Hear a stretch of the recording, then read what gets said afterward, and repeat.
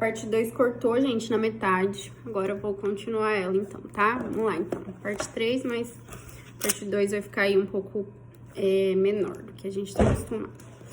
Furto qualificado, parágrafo 4º, pena de 2 a 8 anos. Então, aqui a gente sabe que vai pra justiça comum, né? Pena de 8 anos, pena máxima de 8 anos. E não cabe suspensão condicional do processo. Daqui em diante não vai caber, ó, porque as penas são mais altas. Parto A, de 4 a 10 anos. 5º, 3 a 8. Parágrafo 6º, 2 a 5. Parágrafo 7º, 4 a 10 anos. São crimes graves, justiça comum, não cabe suspensão condicional do processo. E ação penal pública incondicionada, beleza? Vou trocar de livro novamente. Vamos ver o que eu preciso falar pra vocês. Ah, tá. O artigo 182, ele traz aí exceção, certo? A regra é que o furto seja de ação penal pública incondicionada, não depende de representação do ofendido, né? Qualquer pessoa do povo pode noticiar um crime e o delegado, o Ministério Público ou juiz aí que tiver conhecimento, aí tem o dever legal de iniciar a investigação, né, passar pro delegado iniciar uma investigação.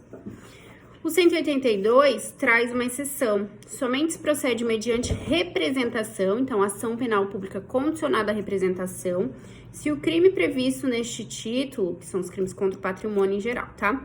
É cometido em prejuízo do cônjuge, desquitado ou judicialmente separado, de irmão legítimo ou ilegítimo, de tio ou sobrinho com quem o agente coabita. Então, veja bem, se o furto é cometido contra essas pessoas aqui, ele vai ser condicionado à representação, vai depender, sim, da representação dele para iniciar um inquérito ou aí a ação penal.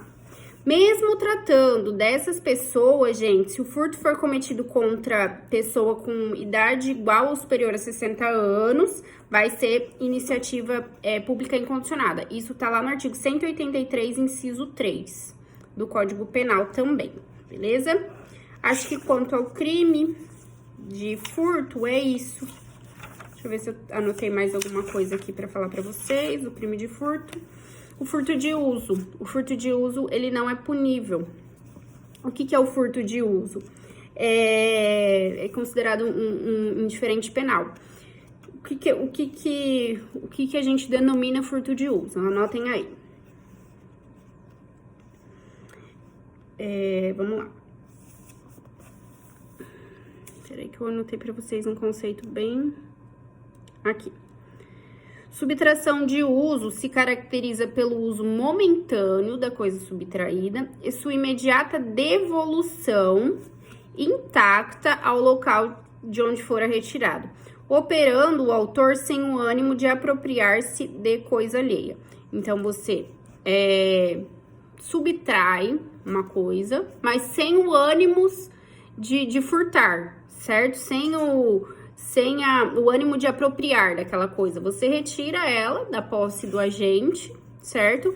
Mas para um uso momentâneo e devolve onde foi subtraído no mesmo local de maneira intacta, certo? Então, você não tem principalmente aqui, você não pode ter o dolo de furtar. Aí é considerado furto de uso e não é punido pelo Código Penal, beleza? Gente, visto isso, vamos falar agora do crime de roubo, previsto no artigo 157 do Código Penal. Depois do crime de furto do 155, tem o furto de coisa comum do 156. Acho que não tem necessidade da gente destrinchar ele, mas eu só vou ler ele pra vocês saberem que existe esse crime, né? Essa conduta tipificada no Código Penal. Subtrair o condômino, coordeiro ou sócio, para si ou para outrem, a quem legitimamente detém a coisa comum. Detenção de 6 meses a 2 anos ou multa. Somente se procede mediante representação, então aqui é um crime condicionado de ação penal pública condicionada à representação. Não é punível a subtração de coisa comum fungível é substituível, cujo valor não exceda a cota a quem tem direito o agente. Beleza? Então, vamos lá para o crime de roubo. O crime de roubo, gente, também teve alteração. E a alteração aqui, pela Lei 13.654 de 2018, deixa eu ver. e pela Lei 13.964 de 2019, tá? Então, aí teve uma modificação no parágrafo 2º, o inciso 1 foi revogado, tá?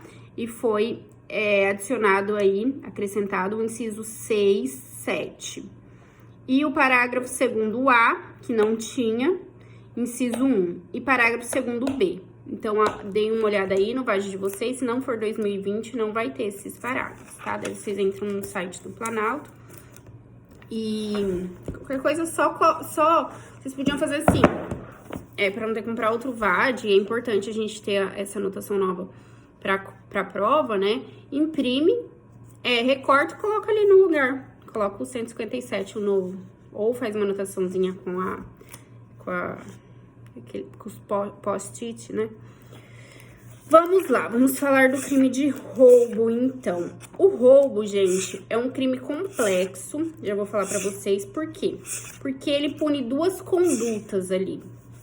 Ele tem duas condutas. Subtrair e com violência e ameaça. Então, a gente fala que é um crime complexo.